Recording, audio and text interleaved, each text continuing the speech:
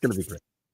Ladies and gentlemen, boys and girls, children of all ages, welcome back to another episode of Always Almost There, day after show live. It is Sunday afternoon. It is cloudy here in Charlotte, North Carolina, and Goose played a heater of a show last night. I'm here, of course, my good friend Neil. Hi, Neil. Sounds like you enjoyed the show. Yes, I did. The crusade for my voice to fully come back is not going well because, I keep going to shows. So yeah, well, you have 2 days off, so good news. You got tonight, you got tomorrow night, and yeah, then totally you're have right a back night to it. off tonight. Definitely not going to a show tonight. Oh yeah, you're definitely not doing that. No, definitely not. Sounds terrible. It is. It's awful.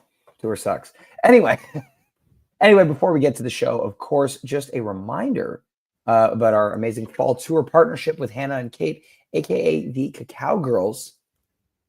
If you've ever wanted to elevate your concert experience beyond your usual pre-show routine, Hannah and Kait have created something amazing called the Conscious Pregame. Whether you're at the show or on the couch, they guide you through cacao ceremonies and meditative rituals to ground your energy, open your heart, and connect more deeply with the music, the moment, and the community. Visit www.hannahandkait.com and use code AATPOD at checkout for 15% off any purchases over $25, including tickets to the Conscious Pregame in Richmond, which is only 5 days away. Not a week, not 6 days, 5 days away. 5 days. Coming up on Friday. Yeah. Neil, are you going to be at that show? Which show? Richmond? No, Yeah. I can't be at Richmond, but I will be in Philly. I'm really looking forward to it. It's going to be a really good time. I cannot wait. It's going to be great. Well, we're going to talk about last night's show, PNC Music Pavilion, second of 2 shows with Penelope Road opening. We got some sit-in action later on in the night. But this venue, of course, much bigger shed than Alpharetta. I think this place holds close to 20,000. And they did close the lawn for Goose last night. And by close the lawn, I think they moved people who had purchased lawn tickets into the pavilion, but the lawn was still open. So that's why there's like a circulating picture on Reddit of like the lawn with like 10 people total on it, which looks kind of ridiculous. But that's just because some people wanted to still be on the lawn and went up there. But the pavilion was full, which is cool. Some people dig the lawn, man. You Yeah. Bring a blanket. You just want to spread out. Honestly, spinner's dream if you were on that lawn last night. Yeah. Hey, folks should enjoy this while they can. There are spaces for you to dance right now. It's a wonderful thing. It's not going to last forever. So, folks want to post pictures online and make conjecture about how Goose doesn't sell sheds. They can go ahead and do that. And, I think they'll get some momentary wins. But it's not going to last forever. So folks should enjoy it while they can. I think we're very lucky that we have these sheds with some room to move. Because over the last few years of being a fan of the band Goose, they were really big on selling every place out, which made it really suck in some locations. Certain venues just were not ready for that. Or certain venues just really wanted to sell more than the reasonable amount of seats or spaces for that particular show. I know you've been at a bunch of them. I've been at a bunch of them. So, hey, man, those days are behind us. We're now into big sheds with plenty of elbow room. So I love it. I would personally rather a shed with a little bit of space than literally zero space. And this is a good shed. I heard some mixed reviews about PNC Music Pavilion, but I really liked. Sound was great, lights were great. Again, I like how big stage is here. You can see my background behind me. That was my view last night. But the light rig is so much taller, right? Because they can space it out more. So I feel like the production feels bigger than even in some indoor spaces where it might hold a similar number of people. Would you say there's more air in this venue than most venues? Not as much air as Alpharetta, gotta say. I wouldn't call this venue airy. So if you were going to rank venues on terms of the amount of air in the venue, would you say this is like tier 2, tier 3, maybe? I'll say tier 3. In terms of area, on a scale of 1 to Alpharetta, this is the tier 3. Alpharetta being the GOAT. Okay. Alpharetta being the airiest venue that I've ever been to. I'm just the airiest. Okay. let's talk about this show here because this is a great show. Top to bottom, pretty good. This is great because I feel like we haven't gotten a lot of shows like this where you look at it and top to bottom, it's a great show. There's not really a lot of holes, not really holes setlist wise. The flow is great. Like, you don't have an Alpharetta Madhavan level jam, but overall the show is really good. And there's a good amount of interesting improv in different places. You get 1 hour of jamming that crosses a set break. Yes. 1 solid hour of sick jams in a show. I think that's something that everybody should be excited about. Yeah. Yeah. Lots to talk about. All right. Well, let's dive right in. First set kicks off with Night Soul. Has Novel ever opened a show? Wait. Please hold. It is not. Okay, not a 3-pack of openers. But we get Royal, Iguana Song, I'm Writing a Novel. First time Royal has opened a show, and fits right at home in this slot. Big fan of it here. I think it's going to open a lot of shows in the next year, I'm going to say. Yes, please. But yeah, great tone setter. It felt a little slow last night. I think the tempo was a little less than it has been. Maybe they borrowed a few of the BPM from this one and threw it onto Madalena the other night, but I don't know. Yeah, man, I complain about the 3-pack of openers only because it gets mundane. This is different because we're not used to hearing Royal in shows, and it felt crisp last night. Like Royal is exactly where it needs to be. And if I'm picking 3 songs to open a show, I don't know if I can do much better than Royal, Iguana Song, and then a pretty sick cover of theirs. That's great. Iguana was about 12 minutes or so you get a little bit of the Iguana jam, which is excellent. And then I'm Writing a Novel had just about the most fire Peter guitar solo I'm Writing a Novel has ever had, at least in my opinion. Ooh. I would my socks were go Writing a Novel. I don't know about that. I mean, I don't know how one can rank versions of I'm Writing a Novel. It's all like on Peter's solo, like whether or not Peter's solo absolutely rips, and it always rips. I love it. But this one was like fiery. Peter's been practicing the guitar.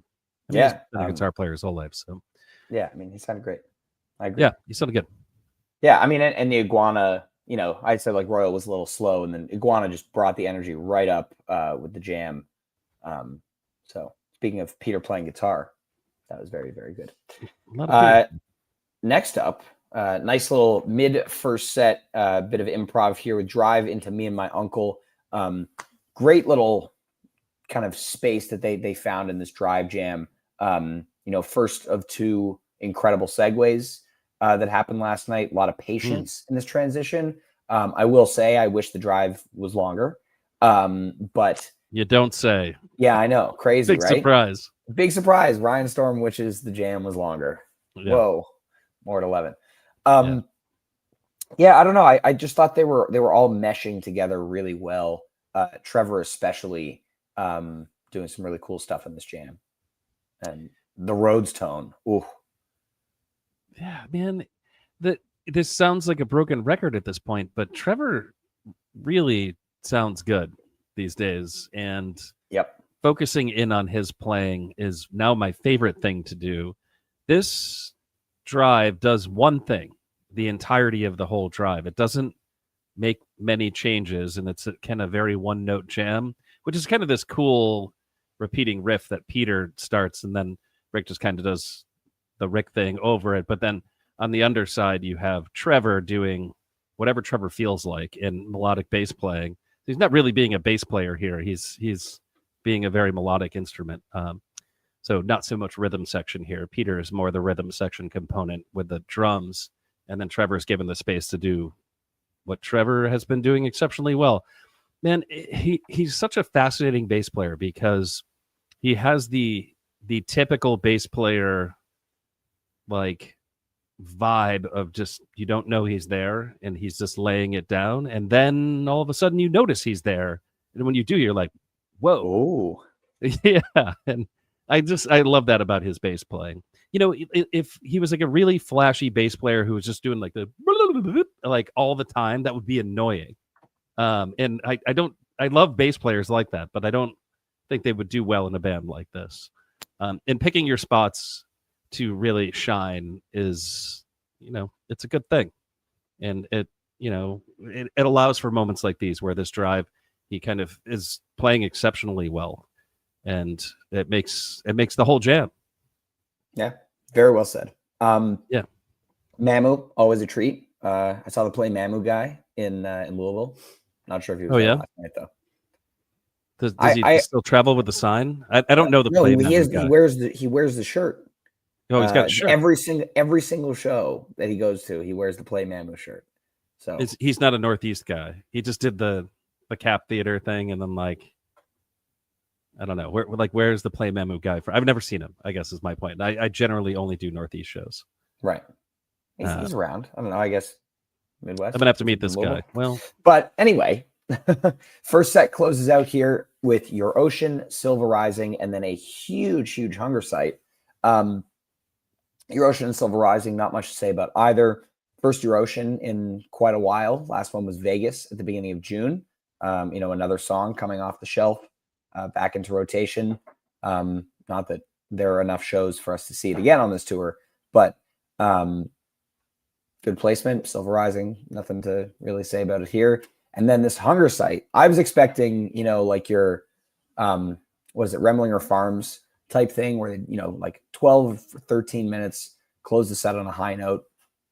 They really draw this one out and kind of just work on that patient build thing that Hunger Site does. This reminded me a lot of that summer 2024 Hunger Site vibe where they, will just basically do the Hunger Site peak jam for 18 minutes. And then they would move into a different space. This one does that and then goes into this other thing that they love to do in Hunger Site occasionally, which is that halftime, Cotter smashing the cymbals, more heavier rock oriented ending, which I believe they did SPAC last year. But this was a phenomenal way to close out the first set. Yeah, I have a question.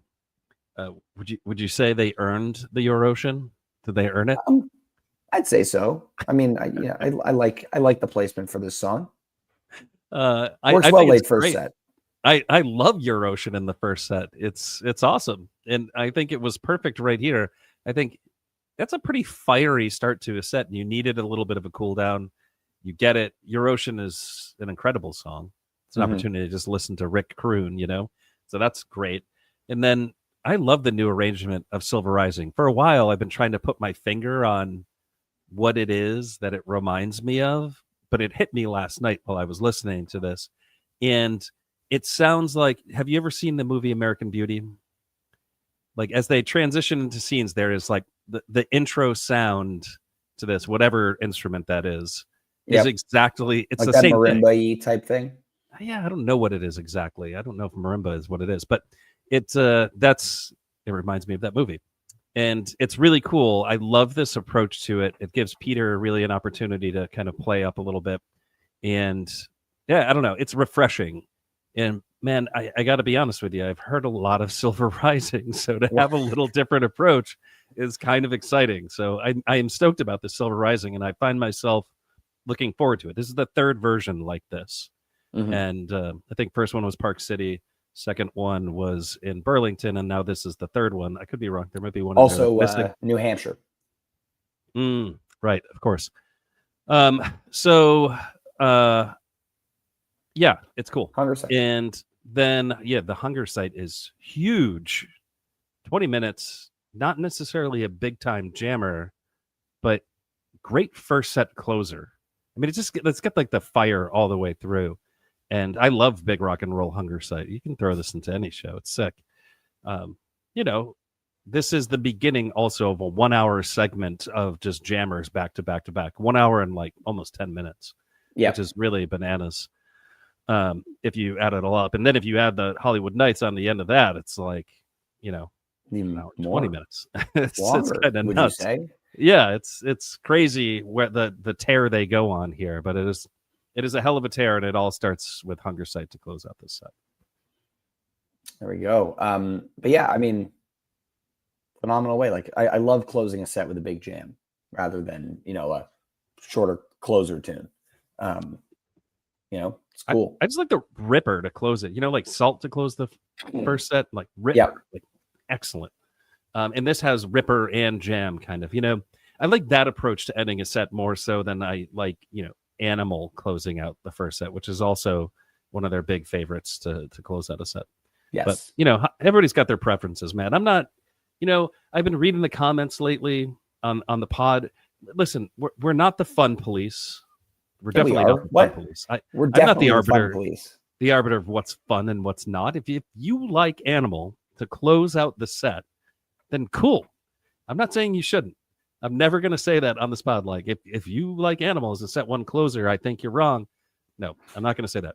But I am going to say what I prefer, and I prefer something like this Hunger side. And, it's all about the vibes. If you're into the vibes, then just do it. I don't know. I just felt like I had to say that. There you go. It seems like a lot of people lately feel like we're the fun police. We're not the fun police. Ryan kind of is the fun police, actually. That is true. He's kind Can't of help it.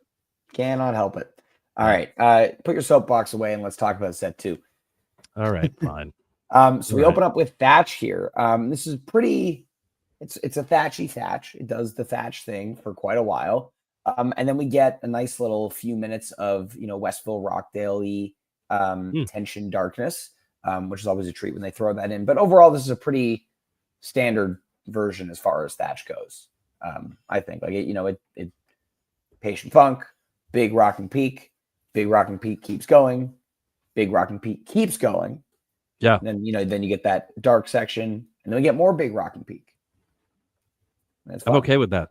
That is not a bad way to open up a set. I don't know, man. Like me, I dig the dissonance thing, and I think it fits here. What I like most about it, that section, I think that's the section that sticks out the most. It's actually a really short part of this Thatch in general, but the rumble coming out of the rhythm section here between like Trevor, I don't know exactly what effect Trevor is using on, or like which pedal, but he's very much underneath the drums on this instead of like on top of the drums, if that makes any sense what I'm saying.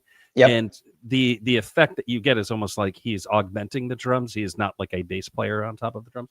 And it's just a rumble, and it's like and that is sick. And I hope they do more of that little thing, because that was the best part of it. I mean, I dig the weird and all of that stuff, but that's not what I love about this Thatch jam. I love that rumble that they got out of the rhythm section. And then, of course, sustained Thatch peaking for, 20 minutes. Not bad. Yeah. Sign me the hell up for that. I mean, it's not, exploratory jamming or anything, but it's still, the ingredients of an excellent show. So you're just blazing right now. You can get the hunger sights fire, and then like you start the set and it's just Thatch and it's fire. So if you're at the show, you're having a hell of a time. You're just throwing down. Yep. You might even at this point, you might have lost your voice. Some people in attendance may have lost their voice by this. That was actually during Hollywood Nights. Well, let's move on then. Yes, nice segue here.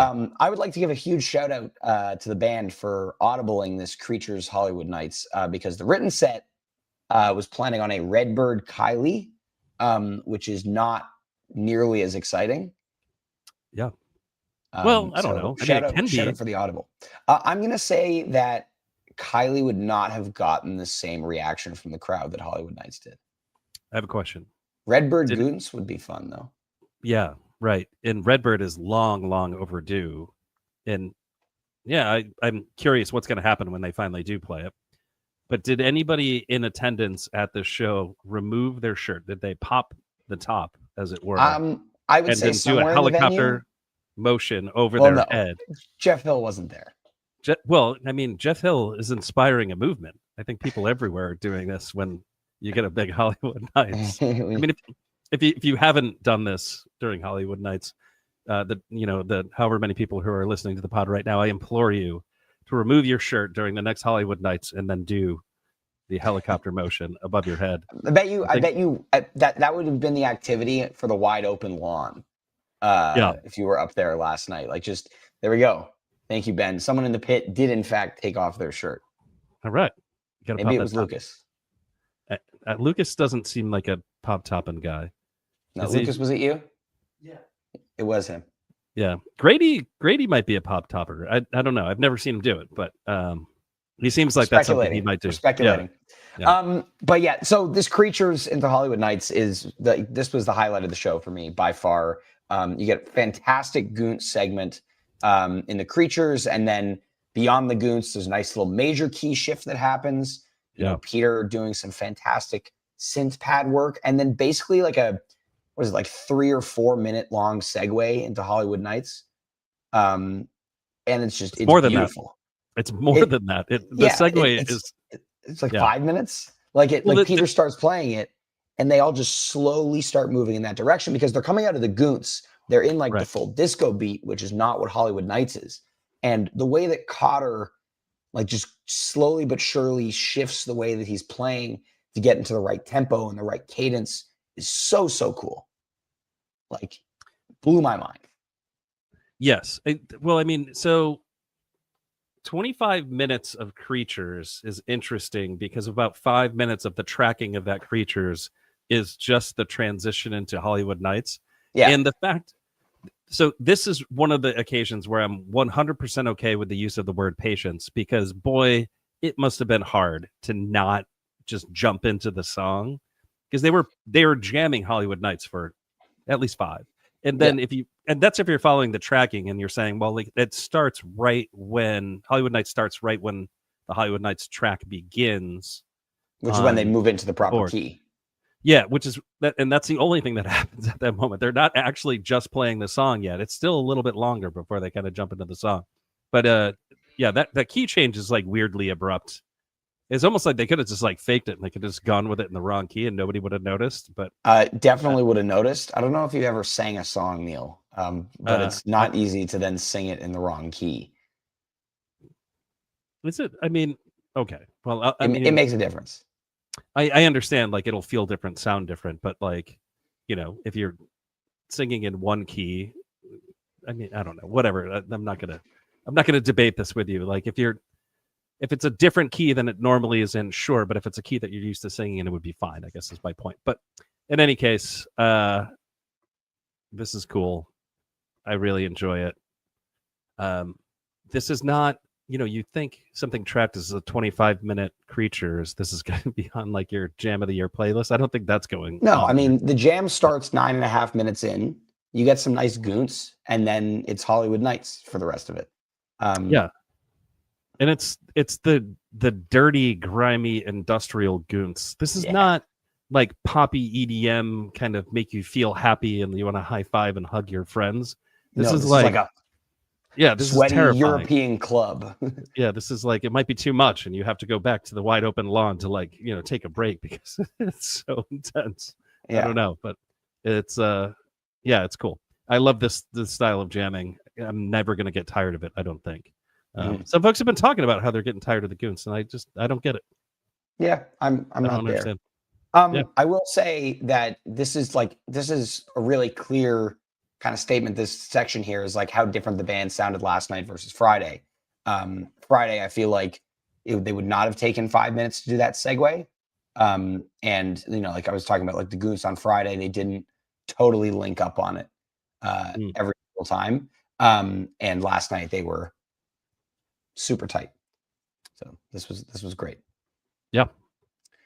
I will say time management wise, last night left a little bit to be desired. Coming out of that Hollywood Nights would have been great to have time to do another jammer of some sort, maybe throw put the So Ready in the encore. But after that Hollywood Nights, the crowd was so primed and ready. And so throwing, put a tumble there. Tumble's not doing that, but yeah, they were very due to play a Redbird and they were very due to play a Rockdale last night, and they played neither of them, and both of them would have been incredible in that So Ready spot. Yes, but shout out to the guys Max and Charlie from Penelope Road joining on guitar and keys. Nice little thing. Penelope Road, for those who don't know, has covered So Ready on the internet, and I think at their shows as well. But They did a great job on it last night. And Goose and those two guys looked, very happy to be up there at that moment. So that was cool. Yeah, they looked like they're having a blast. It's funny if you listen really close on the boards, like you can show how much preparation went, or you can hear how much preparation went into this. Where Peter's like, I'm not going to use the Rhodes. So you can play the Rhodes, or you can play this. And he's like, and it's like, well, that's why really they kind of know funny. those guys. They know those guys know the song, so they didn't sound check it, and they were just like, great, like we're gonna do So Ready later. Okay, cool. Yeah, we're just gonna do the thing, and then like you're gonna come out for So Ready. Yeah, it's just funny that like is picked up on the boards, and like Peter's just like, well, I'm not gonna need this one, and I'm not gonna need this one, so you can like really just do whatever you want. And he did a great job.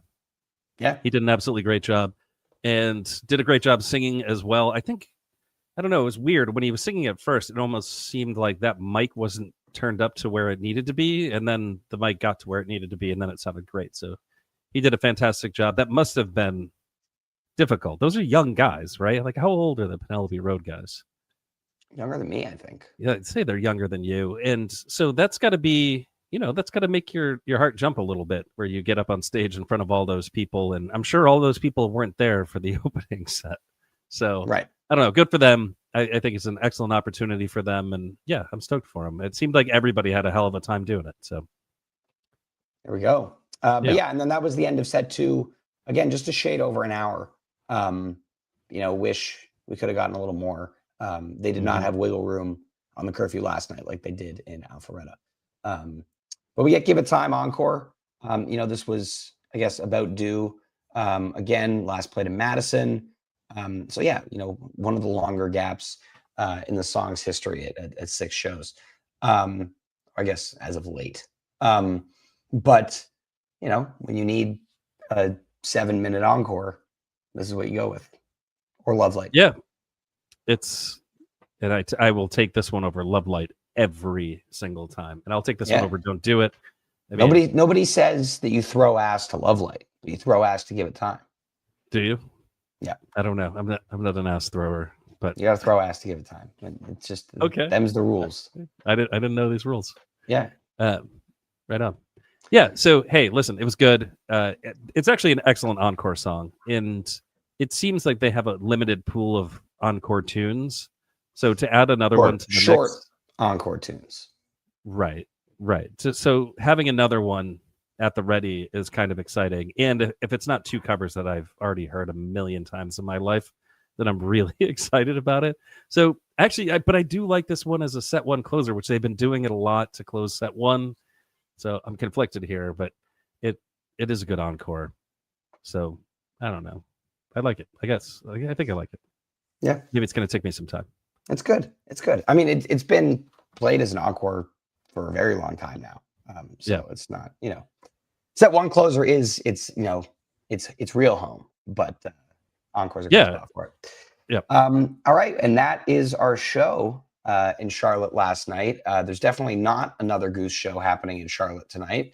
And so the next show is on Tuesday in Columbus, our Showhio stop, which works nicely because there is a tropical storm hitting this area Monday, Tuesday. So it's nice of the band to schedule around us so we can go to Ohio and then come back down to the East Coast after the storm has passed for next weekend. So good job, Goose. Lucky us. Yeah. I don't think that was intentional, but hey, I'm glad it worked out. Worked out well. Yeah. We could be stuck here. Well, of course, everybody enjoy your couple of days off. We will see you back here Wednesday for our Columbus recap. Enjoy the rest of your Sunday. Don't forget, you can visit hannahandkait.com. Use code AATPOD for 15% off any purchases over 25. Conscious pregame kits for at home. All sorts of amazing stuff that they've got there. Let's go check it out. Enjoy the rest of your weekend, everybody. Thank you so much for tuning in to this Always Almost There Day After Show Live. We will see you in a few days. Peace. Adios.